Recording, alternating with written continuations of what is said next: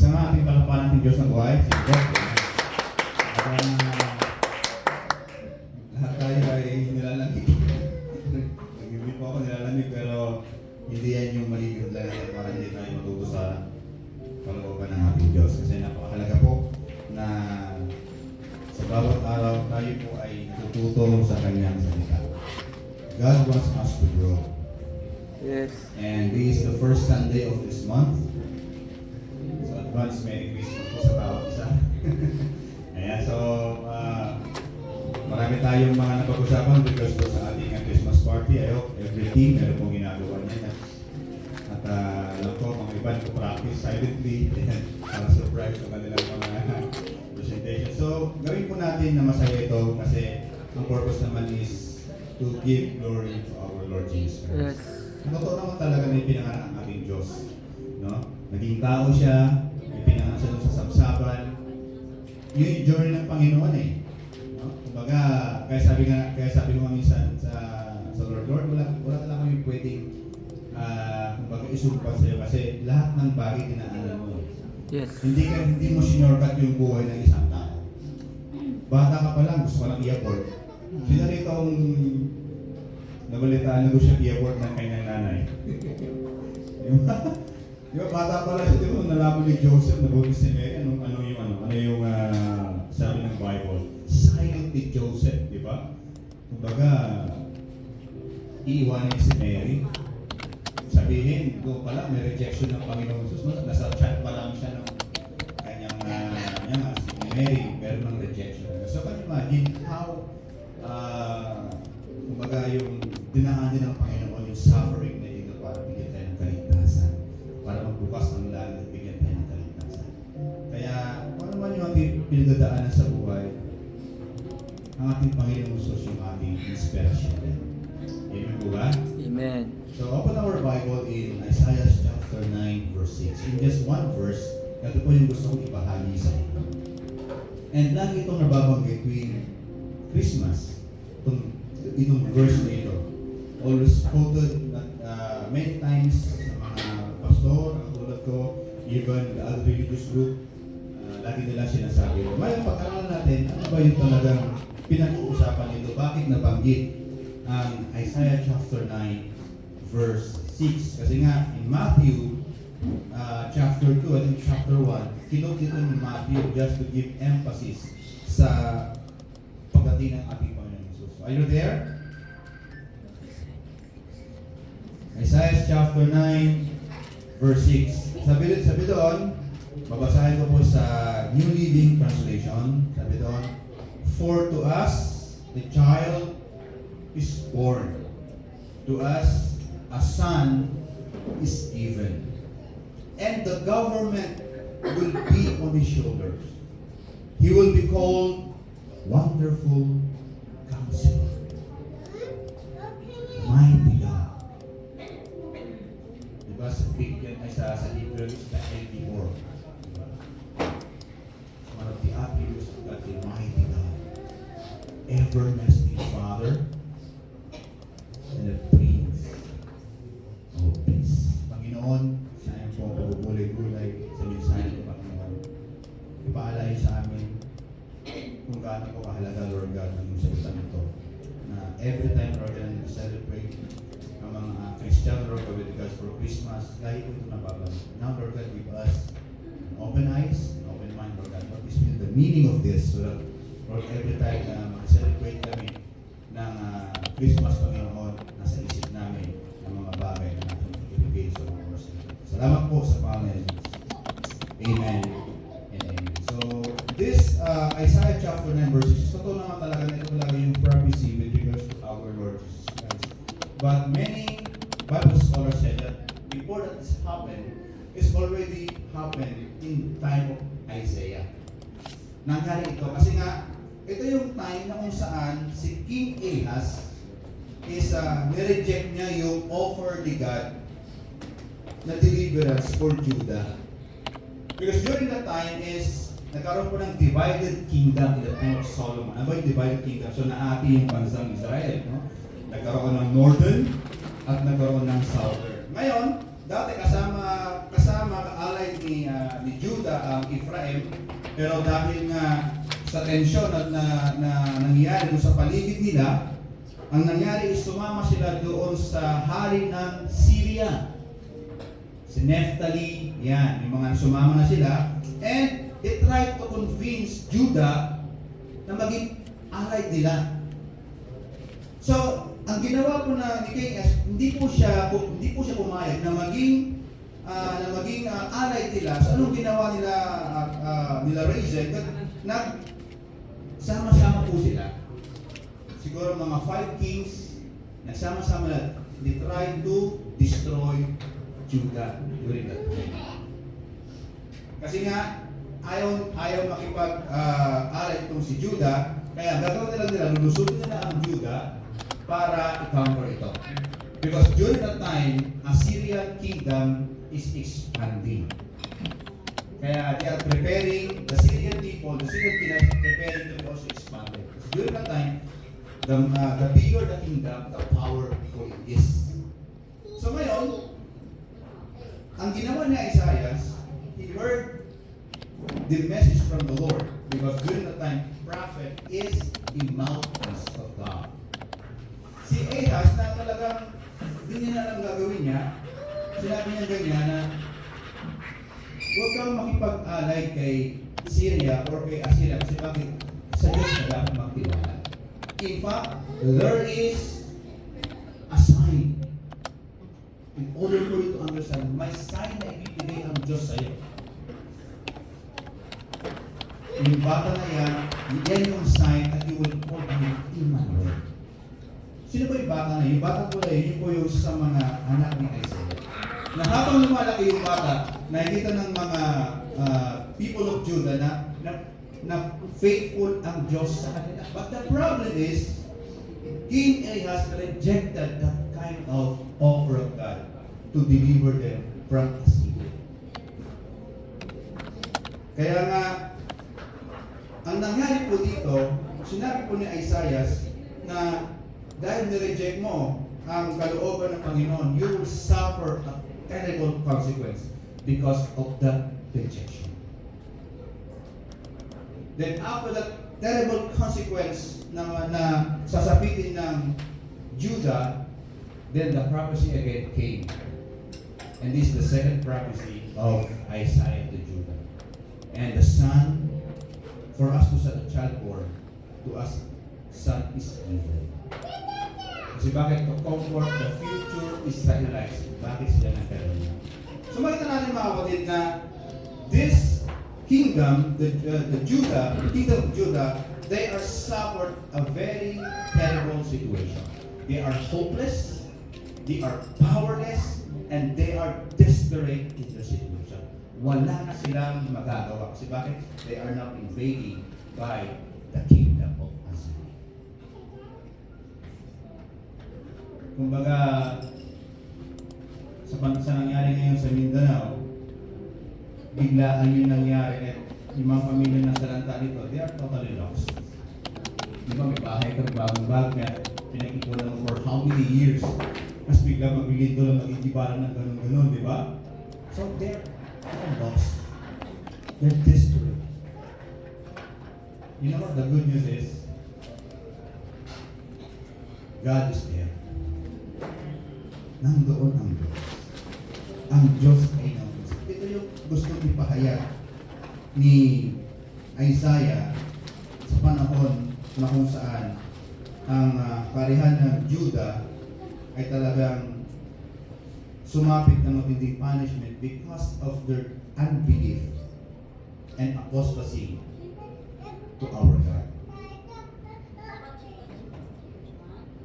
So this is a desperate, hopeless, and lost moment of Judah. God remind them that their battle is not for them. God is with them, but one thing that they need to do is just to put their allegiance to the Lord. Ito yung hindi nila ginawa. Parang sinasabi dito ng Panginoon, tapos sinasabi ng Lord na pag may laban kayo sa buhay, bigyan mo siya ng parte. huwag niyo mong solohin. Matuto tayong makipag-partner kay Lord. Sometimes in our life, we try to fix those things, mga problema sa buhay, in our own rational thinking. Di ba? But most of the time, yung mga solusyon din natin, parang dalian lang naman di ba? Masusolusyon na, but after maybe a year, a month, babalik ulit. Ito yung nangyari sa panahon Judah. The king Ahaz tried to reconcile himself and tried to, sabi niya, mas maganda siguro magpag-alay na lang kami sa kingdom Assyria because they are the powerful kingdom, but they neglect that their God is mighty, is the El Gibor. Kaya ano nangyari sa kanila? Lalo po sila nawalan ng pag-asa. Kasi bakit? Hindi sila nakipag-alyansa o nakipag-alay doon sa tunay na nagbibigay ng pag-asa. They fail to recognize God's divine intervention in their life. Kaya nga, sa gitna pa rin ng ganyan pangyayari, ang Panginoon pa rin ay nagbigay pa rin ng isang propesya sa kanila. Don't worry, Judah. Maybe you fail right now, but in the future, I will give you a son. And that son has the government. And that government is become your comfort, it's become your allegiance, it's become your fortress. It will heal your broken heart. Ito yung pangako ng Diyos sa kanila. So, next yung pag-usapan natin ngayon is God is our portion, especially in time of desperation. When I say portion, spark. Di ba magkanta yan? Yun ako makanta yan. God is the strength, di ba, of my heart. Nag-open, di ba? That's quoted in Psalm chapter 73, kung di ako nagkakamali. God is my strength. My heart and my strength may fail. But my Lord is my portion forever. You know, as I reflect this also, sabi ko, Lord, totoo nga pala, no, na you are part na talaga ng buhay na hindi ka na pwedeng alisin sa eksena ng aming buhay. Parte ka talaga pero most of the time, you are neglected. Tama ba? Minsan nakakalimutan natin na, teka lang, ba't ba nangyari na ito? Kasi maybe God is allowed, but sometimes we try to solve it in our own strength, in our own rational thinking na hindi man natin ikinusulo sa Panginoon, Lord, why you allow these things to happen? What is the lesson? What is the direction? What is your will in this situation? Wala man lang, di ba? Para naging makasalit tayo sa mga bagay-bagay na. But now, remember that God is the portion, is our portion, especially in the midst of desperation. Pag sinabi mo kasing desperation is hopelessness, loss of hope, surrender to despair, a state of hopelessness leading to rashness or foolishness. Kung baga, di ba yung mga tao minsan na desperado, mas lalo nakakawa sa mga maling bagay. Tama ba yung word natin? Minsan yung sinasabi nga ang taong gipit? Ha? Di ba sa buhay? Sa 5-6. Di ba sa pataling kumakapit, di ba? So what's the meaning of that? Di ba? Parang willing siya tumayaan ng buhay niya. Kasi makusulatan na siya. Willing siya. May ibig sabihin ng whatever it is, I'm willing to do it. Pero sana bago mo gawin, i-consider mo muna ang Diyos. Di ba? Kaya nga, God is our portion in time of desperation. And this is true in times of panahon po ni King Ahaz. Totoo po ito. You fail to recognize God's intervention, God's will, God's purpose sa gitna ng kanyang desperation. So God is our portion in times of desperation. So number one is God has a solution in times of desperation. Remember, as I said, desperation is hopelessness. Dumating ba sa buhay natin na nawalan na natin ng pag-asa sa buhay? Meron ba naka-experience niya? Have you ever experienced even a seconds or a minute in your life that you lose hope? Meron ba dito? Anong nawalan ng pag-asa? Sabi nga, ang tao raw ay pwede mabuhay without food within 7 days. Pwede siyang mabuhay without water within 3 days. Pero hindi raw siya pwede mabuhay in a seconds or in a minute without a hope. Pag ang tao nawalan ng pag-asa, ano yung huli niyang gagawin? Di ba kaya may nagpapakamatay, di ba? Why? Because they lost the hope that's in them. And the good news is, if we allow that God is our portion in our life, in the midst of our desperation, remember that God can give you a solution. Kung tingin mo wala nang solusyon, tingin mo wala nang magagawa, no. Sa Diyos meron. Kung bibigyan mo siya ng parte sa buhay mo. Kung tatanggalin mo ang offer na solution ng Diyos sa buhay mo, may solusyon.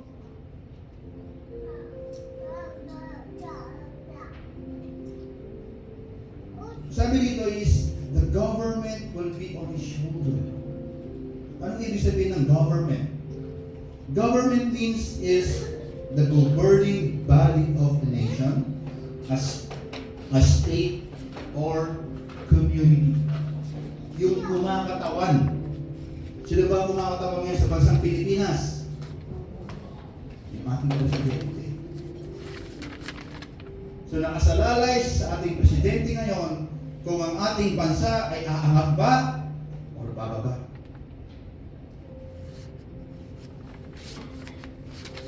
But because during that time, Judah, in his desperate situation, he neglected to receive the offer of God, the solution of God sa buhay.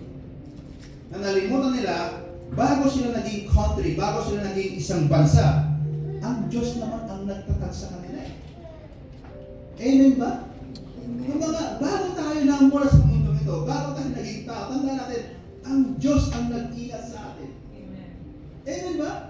Kasi sabi ng Bible, doon pa lang sa sinapupunan ng iyong nanay, doon pa lang, kinalangan ng Diyos.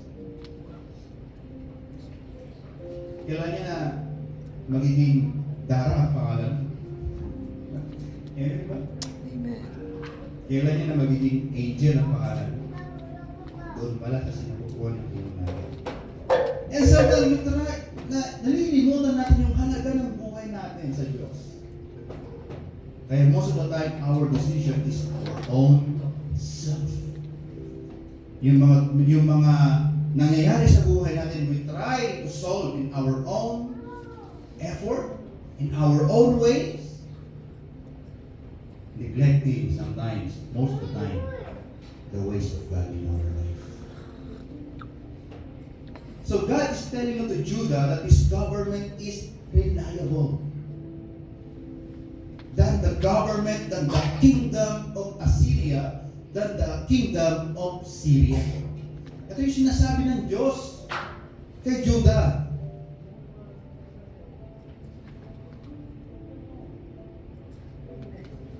Why the government of God is dependable? When you say dependable, ano pong ibig sabihin? Pag po kayo makapagod ng ngipin, saan kayo magpapabunot? Di ba minsan, bina-background checking muna yung mga dentista. Uy, baka baguhan yan, di ba?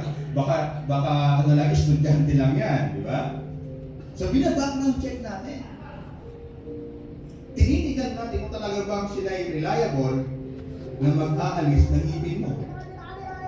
Baka mamaya, ang pinakabunot mo sa likod, ang binunot yung harap. Nagsisig kami yun, di ba? So we know the meaning of reliable. Kayo po, yung pong mga boss po natin, mga boss po ninyo, kayo ba yung pagkakatiwalaan ng mga trabaho trabaho? Hindi na ba kayo sinusupervise ng iyong mga boss? Ibig sabihin, pag hindi na sinusupervise ng mga boss nyo, you are not a reliable person. Ibig sabihin, alam mo na ang ginagawa mo. Tiwala na sa iyo ang iyong boss. Ibig sabihin, you have the capacity to do or to accept that responsibility.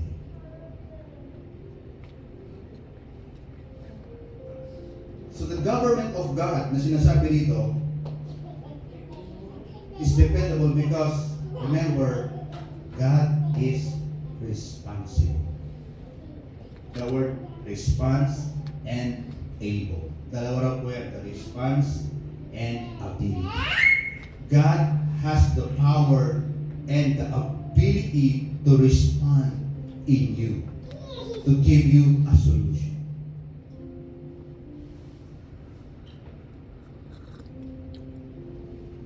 God is responsible in His own government. Ito yung in-offer ng Diyos kay Judah. Ibig sabihin, si Lord, hindi siya marunong magpabaya ng mga nasasakupan niya. Kaya dapat mga kapatid, magpasakop tayo kay Lord. Amen ba? Yes. Kasi bakit? Si Lord, hindi siya marunong magpabaya ng kanyang mga nasasakupan. The problem is, kung ayaw mo magpasakop, hindi rin naman isisiksik ni Lord yung sarili niya sa buhay mo. Diba? Ikaw nga, pag ayaw mo, ayaw pa rin talaga. Diba? Kung ko ba magsisiksik yung sarili ko, ayaw niya nga sa akin. Diba? Mahirap naman. Mahirap naman na isiksik mo sarili mo sa mga tao ayaw. The same with God. Tatandaan natin, once magpasako kay Lord, hindi ka niya papabayaan. Because His government is responsible sa mga bagay na nasasakupan niya. And in His government, laging may solusyon. Hindi pwedeng walang solusyon. Because God is the portion of our life. Number 2 is, God is reliable in times of desperation. The word mighty, mighty God. Sabi rito, hindi lang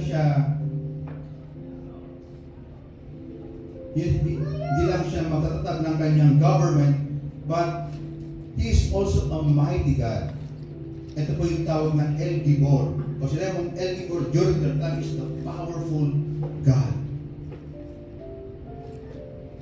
Sinasabi ng Bible na in spite of many gods during their time, pinapaunawa ito ni Isaiah kay Ahaz na don't neglect the most powerful God that is Yahweh.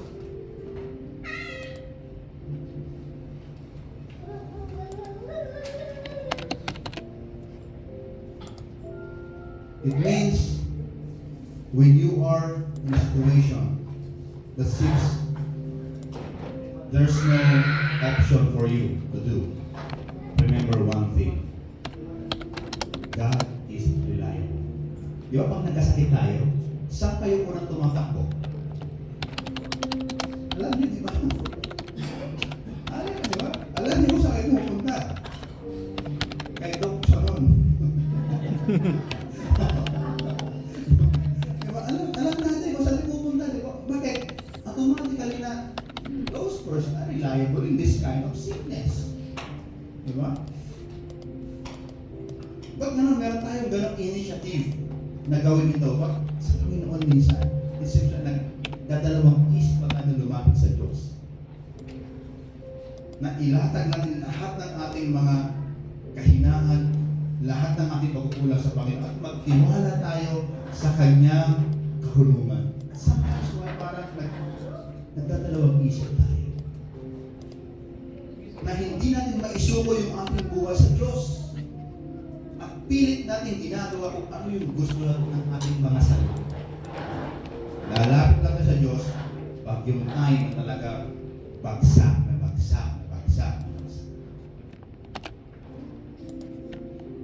Sana po, kung paano lang po yung mga doktor sa ating physical na karamdaman ay ganun tayo titiwala.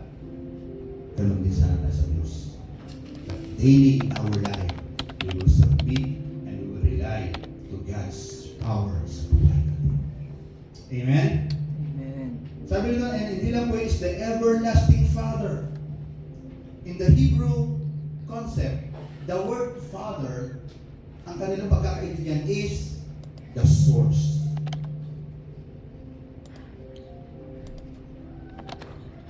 God is reliable in times of desperation because He is the source.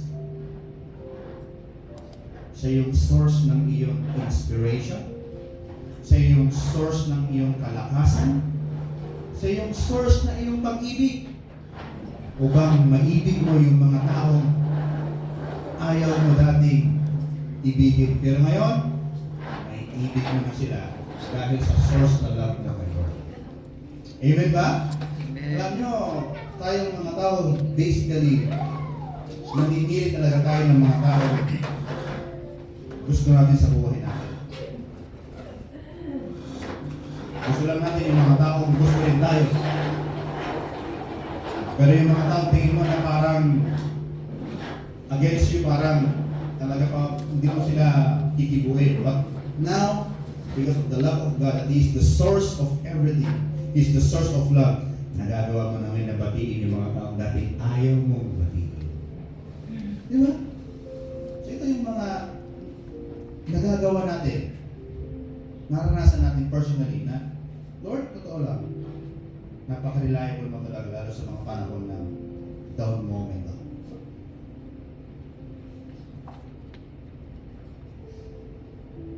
God is the source of everything. And the king of Judah failed to understand is God's offer to him.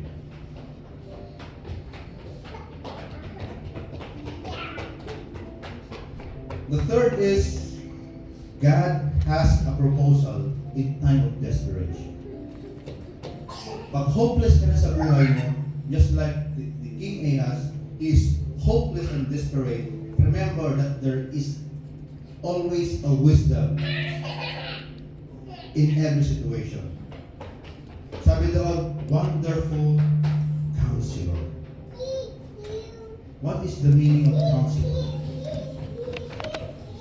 Sabi pong mga lalawigan, may mga counselor, di ba? Pero parang hindi ko naman nakikita na talagang counselor sila. Di ba? Parang iba yata yung pagkakasabi ng counselor sa pagkakainit ko sa ginagawa nila. Kasi namang counselor is the counsel. No? Actually, based sa pagkakaintindi ko lang po, no? Sila po yung tagagawa ng batas, no? In a local, sa mga lokalidad. Doon yata po yung yun yung trabaho ng vice mayor. Kasama ang mga councilor, sila po yung gumagawa ng batas. Ayan. But the Bible says that God is a wonderful counselor.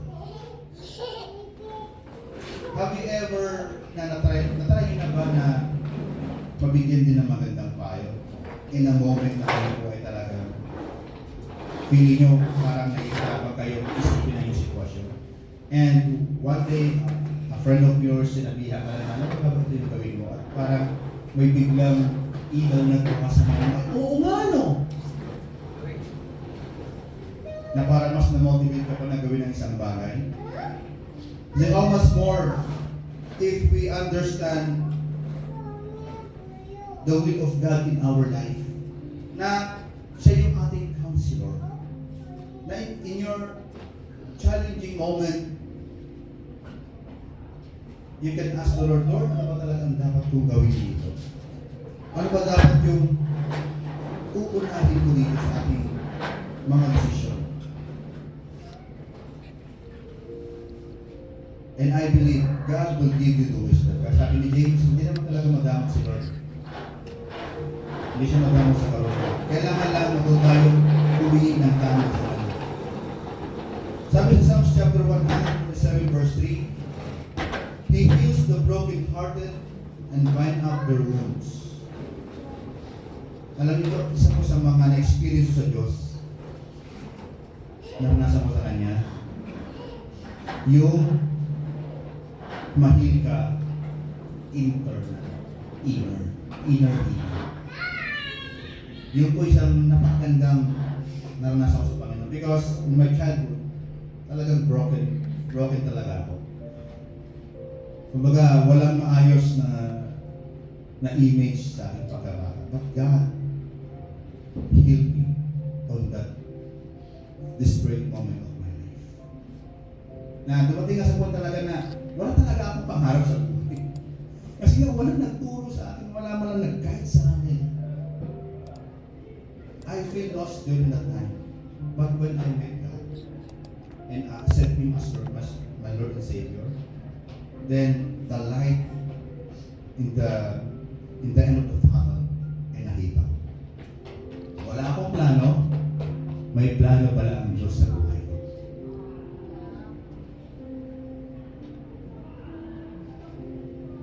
And gradually, God, little by little, step by step, tinuturuan niya akong sumunod sa kanyang kalooban and gamutin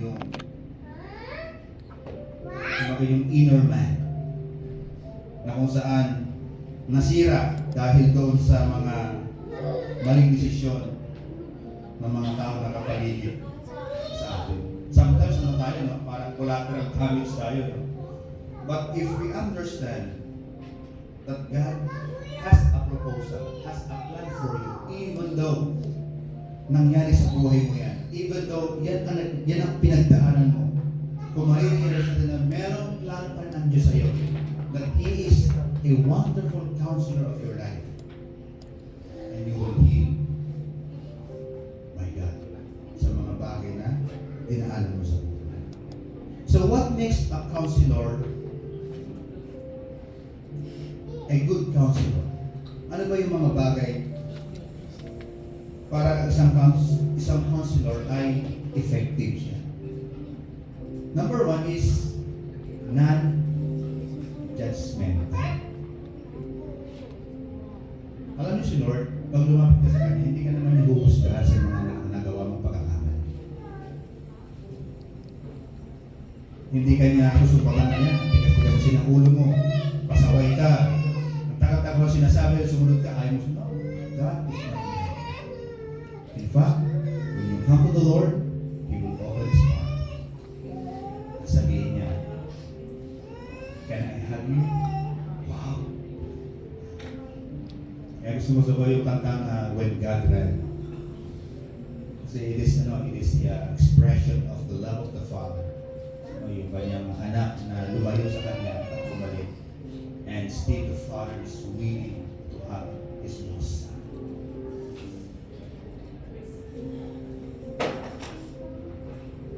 So pangalawa is trust. What makes a good counselor? Pagkakatiwalaan. So kung gusto niyo na tayo mismo maging good counselor tayo, dapat napagkakatiwalaan ko.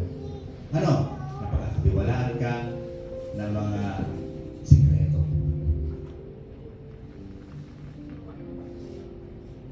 Si Lord, sabihin mo na sa Kanya kung ano yung mga bagay na gusto mong sabihin. Kasi bakit? Pagkakatiwalaan sa Diyos. Hindi niya ipapadisir sa katabi mo na yun pala yung ginawa mo rin isang araw.